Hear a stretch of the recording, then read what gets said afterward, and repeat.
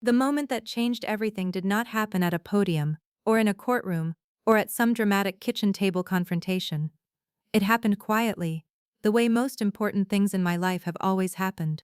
I was sitting at my desk on a Friday afternoon, reviewing a seating chart for 700 guests, reviewing confirmation emails from 2 governors, 3 sitting state senators, a lieutenant governor, and 40 corporate sponsors, when my phone buzzed with a text from my father.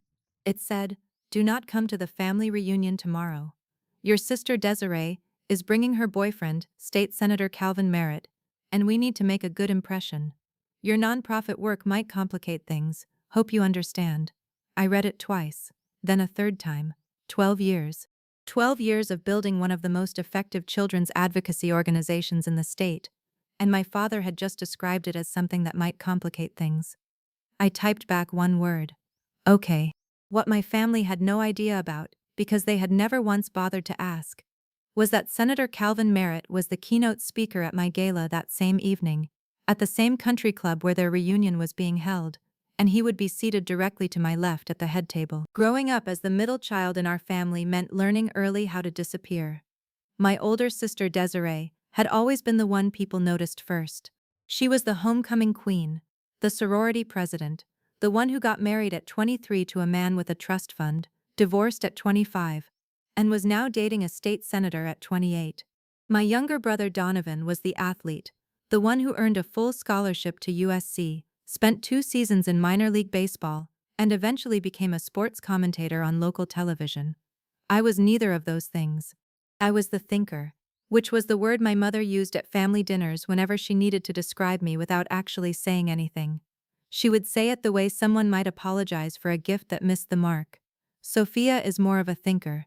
The table would nod and move on, and the conversation would drift back to Desiree and Donovan, the 2 bright stars I had spent my entire childhood orbiting. When I was 16, I told my father I wanted to work in nonprofit advocacy. He laughed, not cruelly, but dismissively, which was somehow worse. He said those jobs do not pay anything real, that I should consider teaching because of the benefits and the summers off. Desiree, who was examining her nails at the time, suggested I could always marry well, and she said it the way someone offers helpful advice, rather than a quiet insult. I stopped sharing my dreams after that dinner. I stopped explaining what I wanted, what I believed in, what I imagined for my future. I just started doing it quietly, the way I had learned to do everything else. At 18, I began volunteering at a children's hospital a few hours a week between classes at community college. I read to children in the oncology ward. I played games with kids who should have been outside riding bikes. I helped families understand the impossible bureaucratic maze that stands between a sick child and the resources that could save their family from financial ruin. One afternoon in a hospital hallway, a mother grabbed my hand without warning.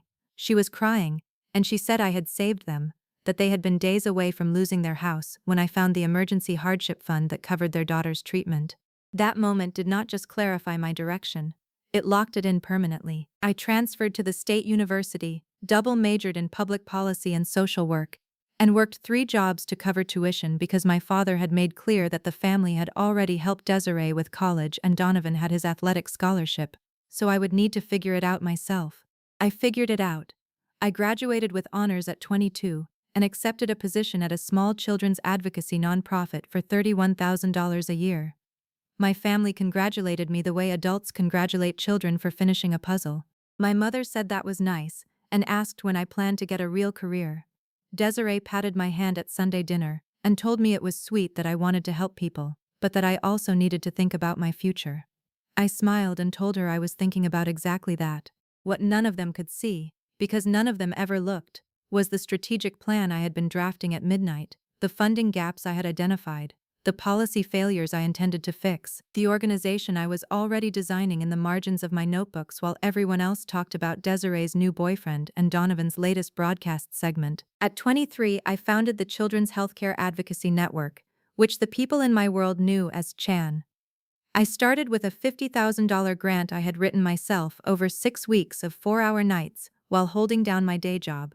I lived in a studio apartment and drove a 12-year-old Honda and reinvested every dollar I could back into the organization. My family knew I had started something, but they never asked what it was. Sunday dinners continued as before. Desiree's social life, Donovan's career, my mother's garden club, my father's retirement plans. When conversations circled to me, it landed the same way every time. Still at that little children's charity? That is so sweet, very nice.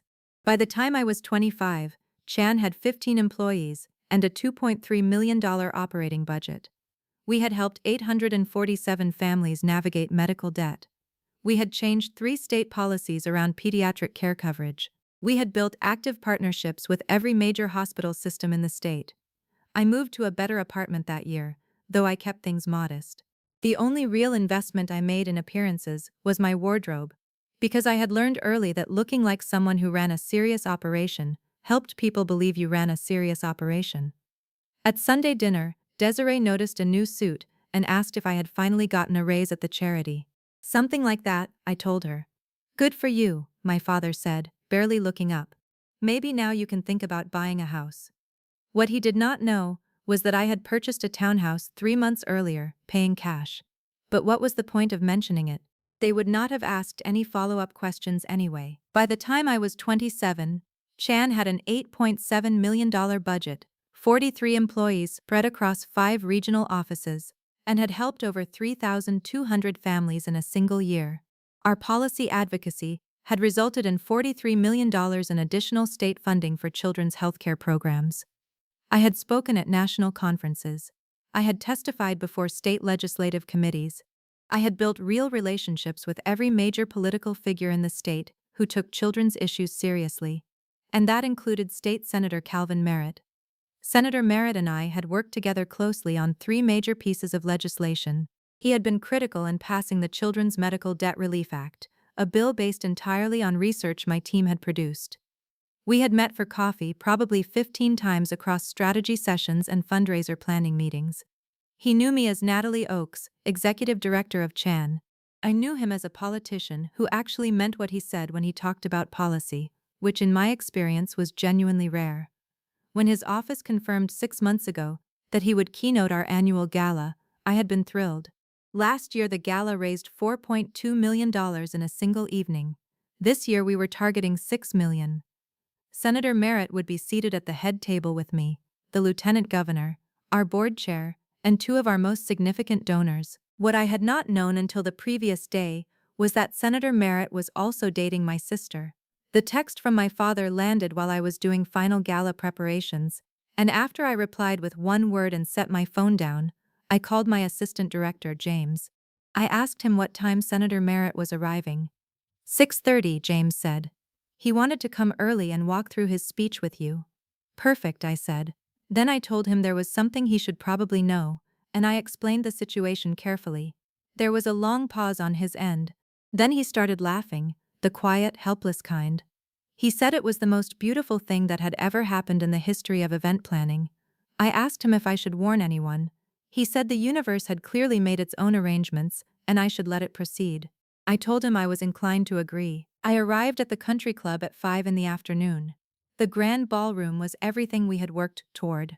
Floor-length linens, centerpieces of white roses and soft blue hydrangeas, lighting that made the whole room feel like something worth protecting. Our logo was projected cleanly behind the podium. The small ballroom next door, separated by a wide carpeted hallway, was decorated with balloons and a hand-painted banner for my family's reunion. I confirmed the photographer positions, reviewed the program, and at 6:15 I was standing near the lobby greeting early arrivals when I heard my mother's voice drifting from the hallway. She was saying she could not believe this place, that Desiree's boyfriend must really be something. Desiree was telling her to keep her voice down and act natural. I stepped quietly back into the grand ballroom before they could see me. At 6:30, Senator Merritt arrived, shook my hand warmly, and told me the room looked extraordinary.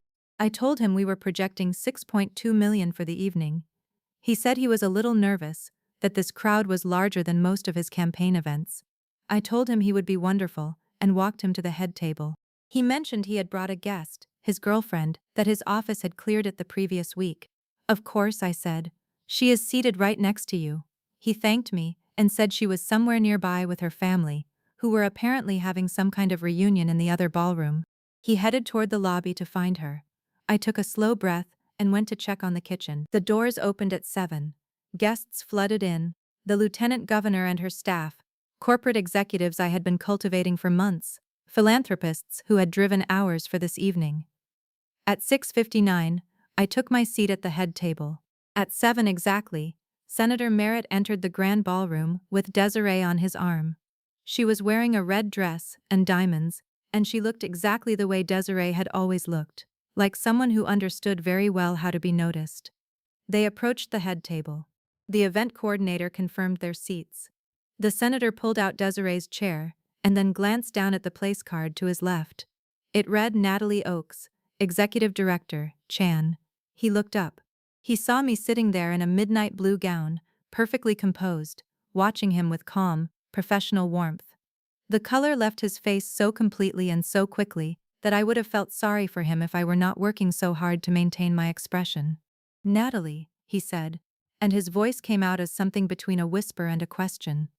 "You are Natalie Oakes." Desiree turned. She saw me. Her mouth opened without producing any sound at all.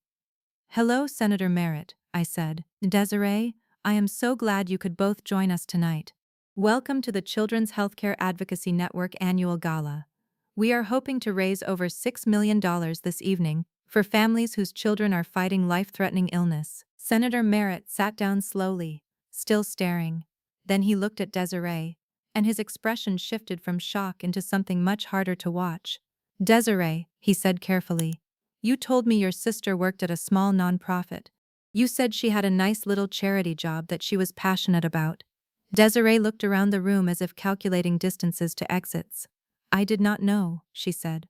"I did not know it was like this." "This," the senator said, and his voice had started to rise despite himself, "is the most influential children's advocacy organization in the state. Natalie has testified before Congress. She has been featured in the New York Times, the Washington Post. She was on the Forbes 30 Under 30 list." His jaw tightened. "Your family does not know any of this." "They never asked," I said simply. The lieutenant governor, seated 2 chairs down, leaned toward me. "Natalie, is everything all right over here?" "Perfectly fine," I told her. "Just a little family coincidence catching up with us." I smiled at Desiree. "Shall we enjoy the evening?" She could not form words. The senator stood abruptly, excused himself, and walked away from the table with his phone already in his hand. When Senator Merritt returned several minutes later, his expression had settled into something quiet and resolute. He sat down and looked at Desiree steadily. "I texted your father," he said. "I asked why he had never mentioned that his daughter ran Chan. He replied that you worked at a children's charity, that it was nice work but nothing major." The head table had gone completely still. "I told him," the senator continued, "that I was currently sitting at Chan's annual gala, that his daughter Natalie was seated next to me, that I was about to deliver a keynote speech in her honor. He said there must be some mistake, that Natalie could not possibly be important enough to run an event like this." Desiree closed her eyes. "I replied that I had worked with his daughter on 3 major pieces of legislation," the senator said, "that she had done more to improve children's lives in this state than most elected officials manage across an entire career, and that I was deeply honored to be at her event." He paused. "I also told him I was reconsidering my relationship with anyone who could be that blind to someone in their own family." "Senator," I said gently, "we start in 3 minutes." He nodded, reached for his water glass, and I could see his hand was not entirely steady. Desiree began to cry, quietly, the mascara beginning its slow descent. "I know you did not know," I told her, "and that is the problem." The lights dimmed. Our board chair opened the program. I gave the opening remarks, spoke about the 4,847 families Chen had served in the past year, the policy victories, the children who had gotten the care they needed because someone had refused to give up on them. We played our first video, a mother talking about her son's leukemia diagnosis, and how Chen had kept them from losing everything. The room was silent, in the way rooms only get silent when something real has landed. Throughout the program, I could see Desiree at the head table, trying to hold herself together, her mascara beyond saving. Senator Merritt was polite and composed, but directed none of his warmth toward her. When it was time for the keynote, he walked to the podium, adjusted the microphone, and looked out at 700 people with an expression I had not seen from him before. He said he was honored to be here, then paused. He said he had almost not understood the significance of this moment until about 30 minutes ago. He gestured to me at the head table and began speaking about what Chen had built. About the $50,000 grant, and the midnight oil, and the vision that every child deserves access to care regardless of their family's bank account. The applause came in waves. Then he said something I had not expected. He said he had spoken earlier with someone who thought Natalie Oakes worked at a nice little charity, someone who had no idea what she had actually built. And he said it made him think about how often we make those decisions about people, how often we dismiss what we do not bother to examine, how often the quiet ones doing the hardest work go completely unseen. Desiree sank lower in her chair. The senator said that quiet does not mean inconsequential, that the people who build without demanding applause are often the ones who change everything, and that we should all ask ourselves tonight who we had been dismissing. He raised his glass to quiet heroes. The entire ballroom stood, 700 people on their feet. I stood too, composed, grateful, and for the first time in a very long time, completely seen. Desiree slipped out of the ballroom before the applause finished. By the end of the evening, we had raised $6.8 million, 700,000 more than our goal. The senator found me as guests were leaving and apologized for the scene. I told him he had spoken from genuine conviction, which was exactly what the evening needed. He told me he and Desiree were done, that he could not be with someone whose instinct when confronted with a sister's success was embarrassment rather than pride. I told him I appreciated that, but he did not owe me an explanation. He said he wanted me to know that my work mattered, that I mattered, and that he was sorry my family had taken so long to see it. They are starting to, I said quietly. I left the country club at 11, exhausted and exhilarated. My phone had 63 missed calls and 127 text messages. I ignored all of them except one from James, who told me the senator's speech had gone viral, with 4.2 million views in 3 hours under the hashtag Quiet Heroes. My father called while I was sitting in my driveway, too tired to go inside. I answered. He said we needed to talk, that his voice was tight in a way that told me he was humiliated rather than truly sorry yet. I told him that was fine, but that I needed him to hear something first. I asked how many times in 12 years he had asked about my work, how many times he had asked what Chan actually did, what our budget was, how many families we served, what policies we had changed. The silence stretched long enough to answer the question on its own. I told him I had 43 employees, 5 regional offices, 6 major state policies changed, nearly 5,000 families helped in the last year alone. I had testified before Congress twice. It had been in the Washington Post. He said he had not seen it. I told him there was a difference between not seeing and not looking. I told him that the text he had sent me that afternoon, telling me to stay away from the family reunion so I would not embarrass the family in front of Desiree's impressive boyfriend, that it had been the clearest version of something I had felt my entire life. That I was the disappointing middle child, the one with the sweet but pointless little job, the one who could be quietly uninvited when someone more impressive came along. His voice cracked. He said he was sorry. He said they had failed me. I told him yes, they had, but that I had succeeded anyway, and I was proud of what I had built. And his belated recognition was welcome, but it was not why I had done any of it. He asked if there was any way to fix what had been broken. I told him I did not know yet, but I gave him a starting point. I told him our annual report was on the website. I told him to read it, all of it, and then if he genuinely wanted to know me, not the unexpectedly successful version of me but the actual person, we could have coffee and talk about it. He said he would read it that night. We will see, I told him, and I went inside. 3 weeks later he called again. He said he had read the annual report, then the Forbes profile, then the congressional testimony transcripts, then the Washington Post piece. He said the woman in those articles was someone he did not recognize, and that it had taken him several days to understand that the reason he did not recognize me was not because I had changed, but because he had never looked. He said that Senator Merritt had called him personally after the gala and told him that if he did not repair his relationship with me, he would spend the rest of his life regretting it. He said when he watched the full version of the senator's speech and heard the part about dismissing people who are quietly changing the world, he had seen himself clearly for the first time in years. I told him 1 hour, Sunday morning, the coffee shop on 5th Street. He arrived exactly on time. He looked older, somehow, more uncertain than I was used to seeing him. We sat down and I told him something I had never told anyone in my family before. I told him I collected vintage political campaign buttons, over 300 of them dating back to 1896. I told him I had watched the entire West Wing series 11 times and would probably watch it 11 more. I told him I fostered senior dogs because shelters struggled to place them, and I could not stand the thought of an old dog spending its last months in a kennel. I told him I was teaching myself piano, and that I was genuinely terrible at it, and that I loved every minute anyway. His eyes filled with tears. He said he had not known any of that. I told him that was because he had never asked. But I told him I was telling him now, and that was all I could offer. The chance to start. 6 months after the gala, Chan celebrated its 13th anniversary.